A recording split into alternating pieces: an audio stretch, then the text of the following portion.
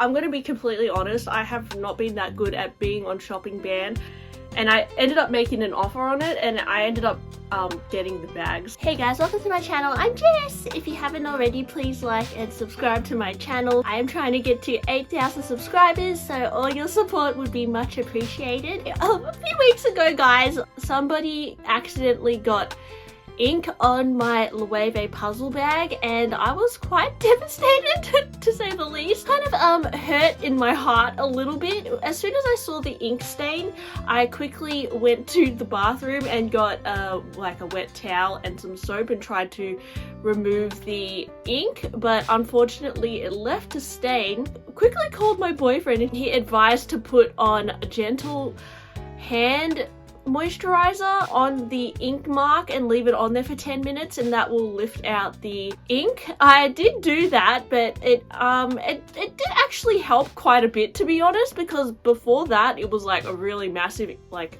black ink stain, and the moisturizer did remove it and it wasn't too abrasive on the patch. You know, I did end up trying to scrub it off.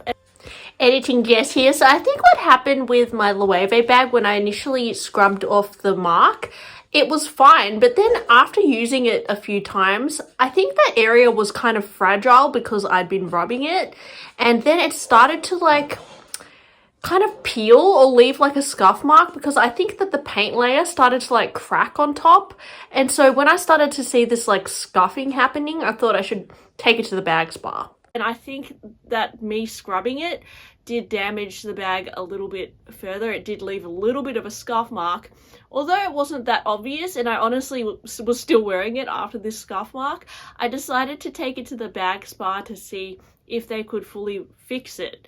Now, I just received it back from the bag spa, and as you can see, it's not that noticeable, to be honest. It's actually, the ink mark is here, and you can see it is still there. There's like 2 splodges here, but the actual scuff has been removed. So I'm not sure how they managed to fix the leather here, but I think that looks much better than it did after I fixed it. But basically, the ink left a tattoo on my bag, and it's actually... it seems impossible to get it out, but I'm pretty happy with this result, and I thought I'd share it with you guys because, you know, I've had bag spa experiences in the past which were not the best. Like, once I took my pink Chanel bag to the bag spa and they completely changed the color of it and the whole texture of the bag was ruined, and I didn't think they were gonna fully paint the whole bag, and it really I don't know, it really put me off bag spas. But I think this result was really good because they didn't affect the integrity of the whole bag, which I specifically told them only to work on this spot and to not touch any of the other parts of the bag, and they didn't. And this is another thing I did. I actually had some leather cleaner as well, which I used on this bag to try and get the ink out, and that still didn't work either. But I've heard there's products out there which helps remove ink from bags. But yeah, I think there's some ink marks that are just so, like, this was like, I don't know, it was as if like a fountain pen like fell on my bag. Like, it was very pigmented ink. It wasn't just like a little ballpoint pen. It was like ink like splattered on my bag. So I don't know if there's a product that can completely remove pen. I have got pen on, I actually got pen on my Telfar bag the other day, and I used hand sanitizer and it came right off. And because my Telfar bag is PVC, I was not that scared to use hand sanitizer on it. Like, it literally got it all off. But I think if I used hand sanitizer on my Loewe bag, it could really ruin the leather. I remember years ago, Leonie Han accidentally got hand sanitizer on her yellow classic flap, and it left these like weird splodges in the back of the classic flap, and she was kind of devastated by it. So yeah, I think hand sanitizer I wouldn't say is the best solution, but honestly I think that when it comes to removing stains from bags, it depends on the type of leather of the bag, and it really depends on the color of the bag as well, and just the whole finish of the bag. Because actually, if this was like a white bag, like a pure white bag, you could technically use like Jif on it or something to like bleach that area of the bag and you wouldn't notice. Like, I was watching Jamie Chua talk about how she cleans her white Birkin bag, and she uses Jif to get the scuffs off her white bag. And you can do this on a white bag because it literally kind of like bleaches those parts of the bag and it leaves the whole bag looking really clean and white.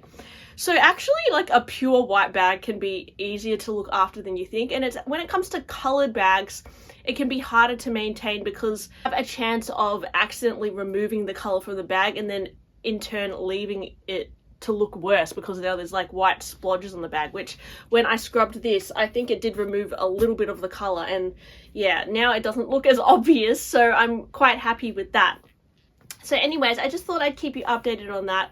And I don't think there's like necessarily one answer for how to remove ink. I think it really goes case by case situation with what bag you have, because yeah, it was unfortunate for me that the ink couldn't come out, but you know, it's a bag and I'll probably get more marks with it, so that's that.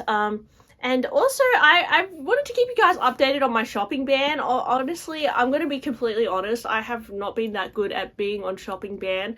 I realized that in my spare time, I need to look at eBay and Vestiaire Collective, like, to feel better. I don't know, guys. Like, I know a lot of you saying just get a hobby and all this, but it takes a long time to learn leather marquetry, which is something that I'm trying to learn how to do. And then in my spare time, I literally just usually go for walks or do Pilates or something like that. So I can't be just exercising all the time either. Like, I need to do other stuff that's gonna like help me wind down.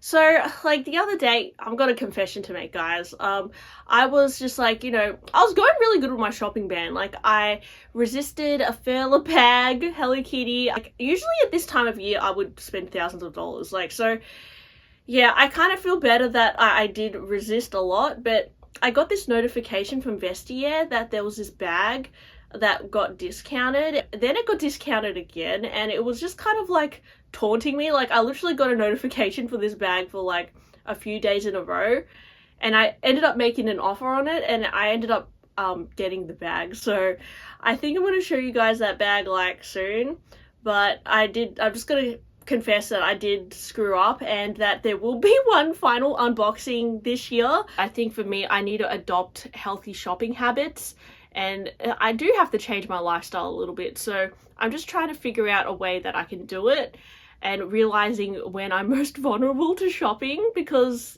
I'm realizing that, like, yeah, I am quite stressed right now. I mean, I'm breaking out, I'm like feeling like not the best, so yeah, I'm just trying to work on like helping out myself and looking after myself as well. And yeah, I mean, as much as I've loved making YouTubes every day, it has been challenging. So I'm going to kind of give myself a little bit of a break in January. But yeah, don't worry, guys. I'm not going anywhere. I'm still going to be making YouTube. But yeah, I think I'm going to try and like do other things next year as well, so I don't buy another handbag. But honestly, I think I will buy like probably 2 handbags next year. I mean, I think it would be impossible for me to buy no handbags next year, just because I literally talk about bags all the time on YouTube, and it's going to be hard for me to completely detox from handbags, given that I put so much thought and energy into handbags. I think if I didn't have a YouTube channel, quitting buying bags would be a hell of a lot easier than it is, and I would honestly like probably avoid Instagram and, you know, Vestiaire and eBay and all that if I didn't have YouTube.